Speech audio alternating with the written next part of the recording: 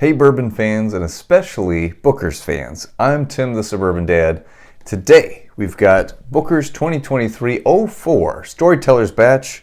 We're going to crack it open and see what it's like. Let's get to it.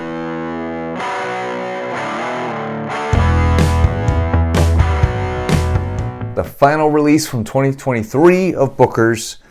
This has been a great year for Booker's. Much better than the past 2 years. The title for this one pays tribute to Booker No's ability to turn anything into a good story, apparently. He's a very good storyteller, including one incident where on his travels he went to this restaurant in Chicago and he tried a country ham up there, and it was nothing like what he would like in a country ham. So, being Booker, he went out to his car and got the country ham that he had in his trunk and brought it in, convinced the manager to let him bring it in and have him try it, and he started walking around the restaurant and having everybody else try it too. So he was just apparently a very charismatic, lovable guy, so that is what this bottle pays tribute to. The age statement for Booker's has been gradually creeping back up. This one is 7 years, 2 months, and 29 days. And it's also one of the higher proof Booker's we've had in a while. 127.8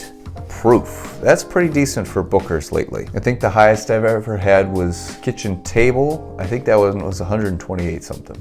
Let's crack this bad boy open. It's always fun with fresh wax. It's just nice and pliable and easy to work with. If you ever open a real old bottle with wax on it, it just kind of explodes and shrapnel flies everywhere because it gets real brittle and hard.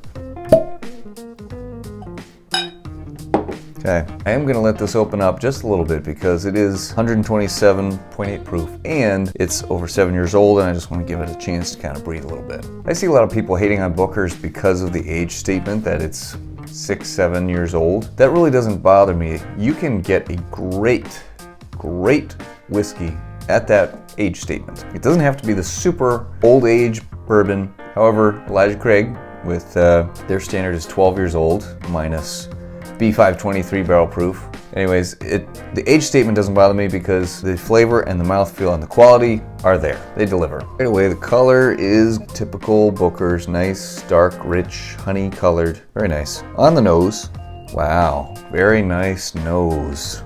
Not much ethanol, just a lot of flavor. Let's pick it apart here. Cinnamon, oak, tobacco, vanilla, caramel. Shaping up to be really good stuff. Peanuts, I do get bean peanut in there. Ooh, buddy, that's very nice. That nose is really good. I'm gonna go with a 4 on the nose. Let's have a taste, shall we? First sip, getting the palate acclimated. Seems very promising. I like where this is going already.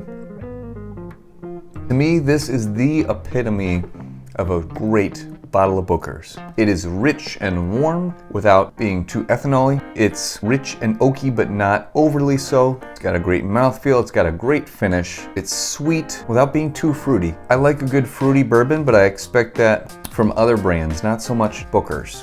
This one is great Booker's. A little bit of peanut buttery caramel. A little bit of oak in a very pleasant way. I'm not a big oak guy, so this is very nice. Some warming baking spices. Very pleasant. Oh my goodness. The palate is fantastic. So I rate the nose, the palate, the mouthfeel, and the finish. So far the nose was great. Palate is great. I mean, geez. Not as much of that tobacco coming through on the palate so far. I'm gonna do 4.5. That is just nice. The mouthfeel, you definitely get a big cinnamon note right in the middle, which is very nice. Almost a little black peppery in there. It's definitely a good fall, winter time bourbon. Very nice. Not so much the summertime, but great for colder weather. Mouthfeel is a solid 4. Above average, but it's not super amazing. The finish is long. I mean, it's still going. I'll say medium long. The main part of it is medium long. The main part of the finish is medium long, so I'm gonna give it a 4. This is shaping up to be a really good score. Maximum is 20 points. Here we've got 16.5. Pretty darn good, very good.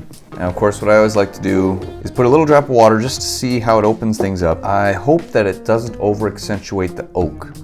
I hope that it just kind of unleashes some hidden flavors in there.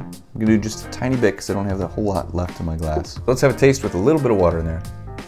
It does make it a little bit easier to drink, not that it was difficult before. The oak is a little bit more prevalent, but so is the caramel. I don't think it over oaks it to add a little bit of water, but it's toeing the line. Brings out more of the peanut in there. Just a tiny bit of water. I think if you overdo it, you might bring too much of that oak out. Okay, Storyteller batch 2023-04. This one is worth the hunt, guys. It's a good one. Classic Booker's, great for fall time, winter time.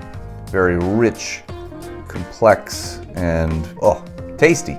I got this one for $100 plus tax. It's easily worth that. Whatever that looks like for you. If you're a Booker's fan, 110, 115 is not unreasonable for a bottle like this. If you're not a Booker's fan, it's still really good and you should buy it for sure. Stay tuned in the coming weeks. I hope to get my best Bookers of the Year video out so that way we can find out what really is the best batch of 2023, because they've all been bangers for the most part. Some have been banging harder than the others. None of them have been a swing and a miss. Have you tried Storyteller batch? What's your impression of it?